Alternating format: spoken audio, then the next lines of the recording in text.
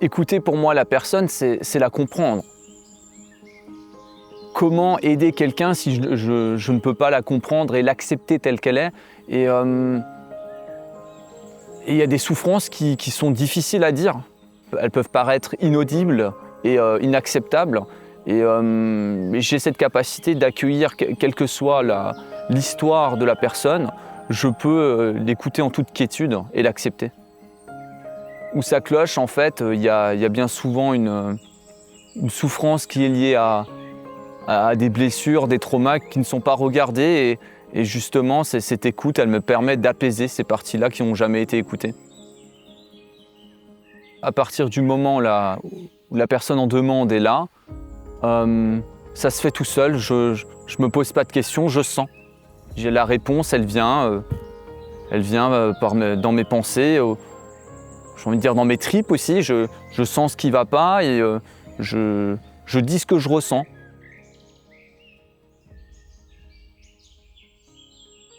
Je suis à côté de toi et je peux sentir directement si tu vas bien ou pas. Je le sens comme si c'était moi. Et je le ressens en fait partout, que ce soit dans la nature, je le ressens pour les animaux, les végétaux. Et ça me permet de faire une reliance avec tout ce qui est et de chercher aussi, de chercher ce qui ne va pas dans l'environnement.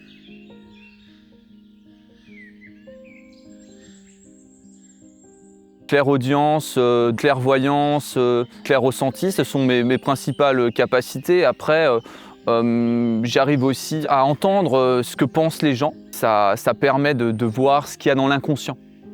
Et c'est ça qui peut permettre de lever le voile sur beaucoup de choses. Je vois ce qui perturbe le plus la personne. Cette clairvoyance, elle me permet de mettre des mots sur des choses sur lesquelles la majorité des humains ne peuvent pas en mettre.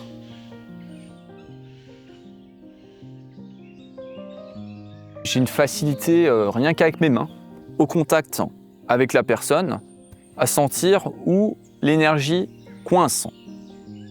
Je vais faire circuler l'énergie et le corps a ensuite la capacité de remettre tout en ordre. Bien souvent, ça peut suffire à régler pas mal de problèmes.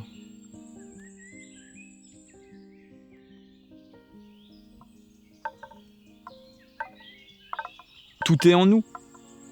Ça ne vient pas de l'extérieur. C'est un échange en permanence de l'intérieur vers l'extérieur.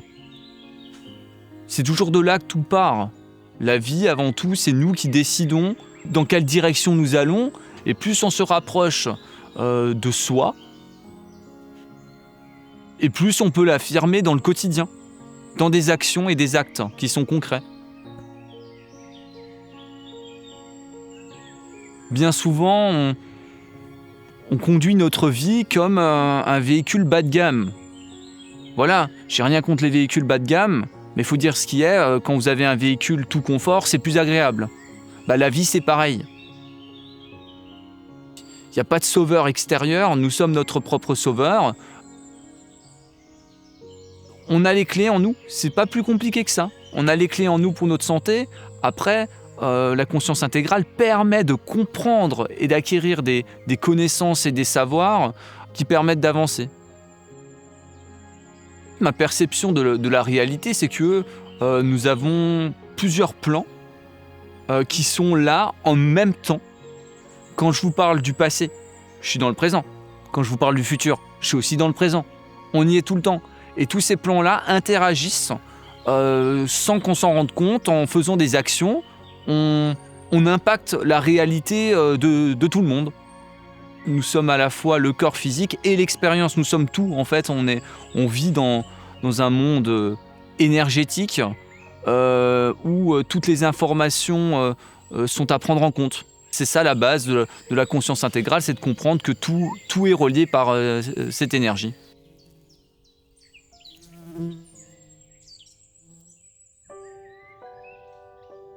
Pour moi, l'environnement de vie, c'est le plus important. Comment être bien, en bonne santé et pouvoir créer en toute quiétude si on n'est pas bien chez soi.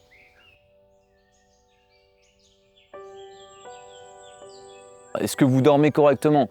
si vous ne dormez pas correctement, il y a quelque chose à regarder dans la chambre. Et là, je suis méticuleux à ce que la chambre elle ait le moins d'interférences et de points négatifs. On va essayer de faire en sorte que l'environnement soit de nouveau à son état brut, son état naturel au maximum. Bien sûr, nous vivons avec les technologies. Mais on peut trouver un juste milieu. Les ondes électromagnétiques artificielles ont un très gros impact sur nous et pourtant on a pris l'habitude de les utiliser comme des jouets alors que ce n'est pas des jouets et on peut les utiliser à bon escient. Je montre ce qui est invisible à l'œil. Après, il y a tout ce qui est pollution de basse fréquence. C'est ce qui va concerner tout le réseau domestique électricité qui circule dans toute la maison, les câbles, ce qu'on branche sur les prises électriques, qui rayonnent en permanence dans les câbles et dans ce qu'on utilise.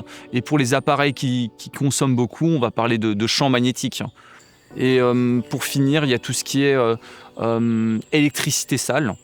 Tout ce qui est tensions parasites qui sont liées à des gros consommateurs dans la maison, ou notamment aux compteurs intelligents, compteur Linky par exemple. Voilà. On peut le mesurer, on peut le quantifier et on peut apporter des solutions. On peut m'appeler pour un problème qui peut concerner des ondes électromagnétiques. On va penser que ça peut être une antenne relais qui est responsable de symptômes. Et en fait, quand on est sur place, on va se rendre compte tout simplement que c'était l'utilisation d'un appareil dans la maison, d'un appareil domestique, une box par exemple en Wi-Fi. Et des fois, ça n'a rien à voir avec la technologie, ça peut être une énergie, ce que j'appelle une interférence qui descend vibratoirement le lieu. Je vois ce qui perturbe le plus la personne. Des fois, on va penser que c'est les ondes, alors que c'est un conflit relationnel ou des traumatismes. Faire des interprétations juste sur des données scientifiques, c'est pas mon truc. Je suis pas juste un technicien. Je ne me vois pas parler d'ondes électromagnétiques sans voir la géobiologie. Qu'est-ce qu'il y a dans les sols? Un champ électromagnétique par rapport à mon sol qui est émis par une veine d'eau? Est-ce que je vais avoir un champ cosmotellurique intense dans une chambre? Tout ce qui est mémoire de lieu, c'est vraiment l'histoire en profondeur de la maison. Qui a vécu dedans? Qu'est-ce qui s'est passé? Qu'est-ce qui a été bâti avant même? Tout ça, ça a un impact sur nous. On rentre en résonance avec ces énergies. Qu'elles soient naturelles, artificielles ou subtiles, à partir du moment où il y a des interférences, il y a toujours pour moi une solution à mettre en place.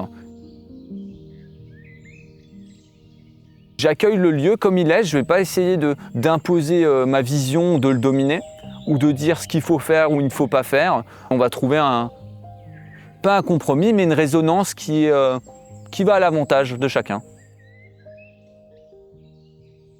Je pense que mes capacités, je les ai eues assez tôt. J'ai dû m'adapter à un environnement qui n'était pas sain pour moi et j'ai dû apprendre à être résilient, très résilient pour avancer.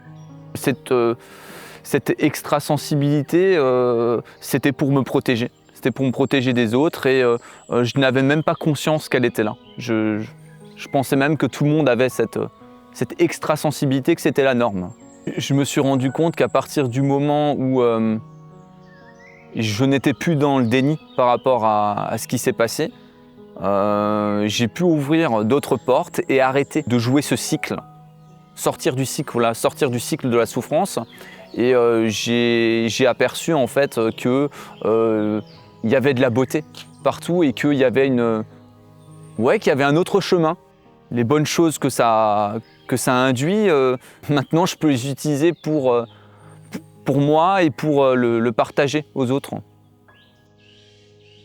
Dans ma perception, nous ne sommes pas simplement un corps physique, nous sommes à la fois le corps physique et l'expérience. On vit dans un monde énergétique où toutes les informations sont à prendre en compte.